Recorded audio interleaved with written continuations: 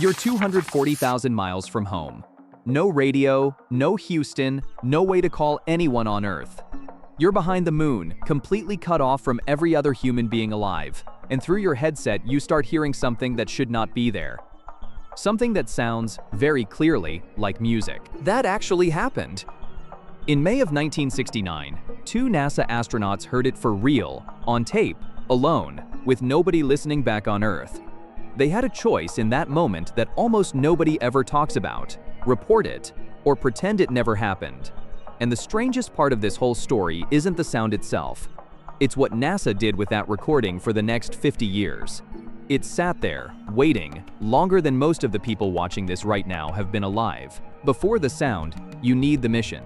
Apollo 10 launched on May 18, 1969, crewed by Tom Stafford, John Young, and Eugene Cernan, three men who had each already flown to space once before on the Gemini program earlier in the decade. Stafford had already commanded 2 Gemini flights, Cernan had already walked in space on one of them, and Young had already flown 2 Gemini missions of his own. Officially, this flight was the dress rehearsal for the moon landing. Every single step of Apollo 11, 2 months early, except the actual touchdown. Over 2.5 days, the crew circled the moon 31 times. They nicknamed their 2 spacecraft after Peanuts characters. The command module was Charlie Brown. The lunar module was Snoopy. Cute names. What NASA did to Snoopy underneath that name was not cute at all. NASA deliberately starved Snoopy's fuel tank. The ascent engine carried only about half the propellant it would actually need to climb back up and reconnect with the command module. Not a mistake. A decision made on purpose. So that even if the crew got tempted by how close they were, the lunar module physically could not attempt a landing. Stafford and Cernan flew Snoopy down to within 9 miles of the lunar surface, testing the same landing radar and rendezvous radar that Apollo 11 would bet its life on 2 months later.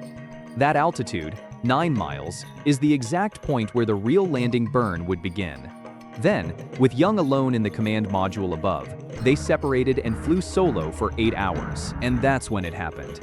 As the spacecraft swung around to the far side of the moon, every radio link to Earth went dead, the way it always did back there. Mission Control had a clinical name for it: loss of signal. For almost an hour, 3 men were as alone as any human beings have ever been. No backup, no voice from home, no rescue plan if anything went wrong. Nothing but the hum of their own equipment, 240,000 miles from the nearest other person. If something failed right then, Earth wouldn't even know until the silence ended on its own schedule. Then the silence broke. Not with static, with something that sounded unmistakably like music. You hear that? That whistling sound. Boy, that sure is weird music. Listen to what they actually said to each other up there, because this is the part most retellings leave out entirely. They didn't call it a malfunction. They called it music. And then they did something even stranger than hearing it. They debated whether to even mention it to anyone. "Who's going to believe it?" one of them asked. "Nobody," the other answered. "Shall we tell them about it?" Test pilots in 1969 lived by an unwritten code. Admit anything that sounds like a crack in your nerves, even for a second, and you could be grounded for life, permanently, no appeal, no second chances. A reputation built over a decade of flying could end over a single sentence said into a live microphone. So for a few seconds, 2 trained military pilots, hovering in total lunar silence, quietly weighed whether to bury what they had just heard with their own ears, rather than risk sounding like they were losing their grip 240,000 miles from any doctor. They did eventually report it. But here's where the story turns stranger than the sound itself. That recording sat in a NASA archive, completely unheard by the public for almost 50 years. Then, in 2008, and again in 2016, when a Science Channel documentary series called NASA's Unexplained Files picked it back up, headlines exploded across the internet. NASA finally declassifies the alien music tape from the dark side of the moon. Except NASA's own history office says the audio was never classified in the first place. A full written transcript of the conversation had actually been sitting in print since 1973. For 35 years, anyone could have walked into a library and read it. Nobody had simply bothered to look. The real cover-up wasn't secrecy. It was boredom. So what was it? Really? Not aliens. Not a malfunction either, even though it sounded exactly like one. According to the Apollo Flight Journal, the detailed mission record compiled by space historian David Woods, The lunar module and the command module each carried their own separate VHF radio. When both transmitted at frequencies that were close but not perfectly identical, the two signals collided and merged into a warbling electronic tone. A beat frequency, the same basic physics that makes two slightly out-of-tune guitar strings throb against each other instead of ringing clean, or two tuning forks struck a half-step apart. Engineers later compared the resulting sound to a theremin, the eerie electronic instrument behind half of 1950s science fiction and the wail running through the Beach Boys' Good Vibrations.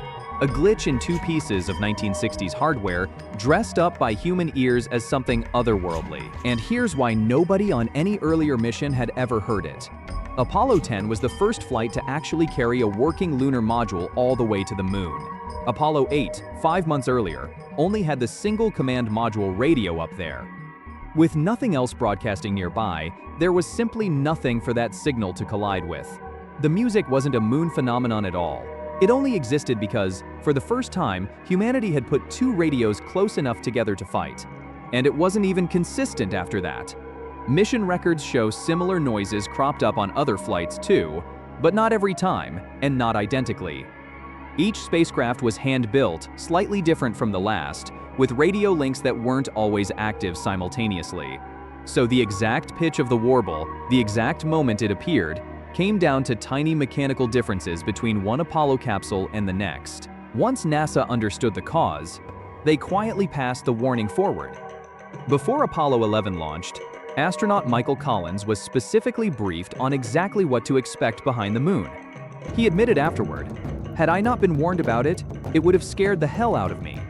Years later, asked directly about the moment that once spooked his own crew, Cernan just shrugged it off entirely. "I don't remember that incident exciting me enough to take it seriously. We never gave it another thought." And honestly, maybe he's right to wave it off, because the sound itself was never the real mystery. Two radios slightly out of tune, 240,000 miles from anyone who could explain it in the moment. Simple physics, fully solved, fully understood. The actual mystery is the part that happened in the silence right after. Two men, fully trained, fully prepared for almost anything, still pausing to ask each other whether the truth was worth the risk of sounding crazy. That blackout hasn't gone anywhere.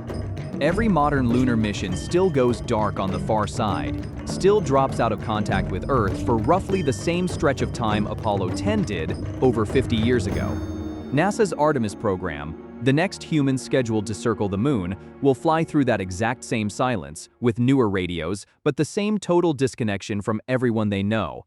The blackout hasn't changed, only the equipment has. And maybe that's the part worth sitting with.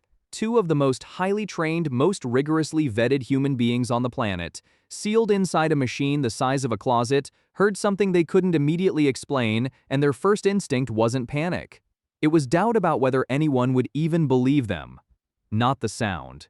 The disbelief. So next time you're somewhere quiet enough to hear your own thoughts a little too clearly, remember that even fully trained astronauts with checklists for almost everything once sat alone in the dark and quietly asked each other the exact question you might ask yourself in that same silence. Who's going to believe this? If you made it this far, you're one of us. Hit subscribe and ring the bell so you never miss a fact.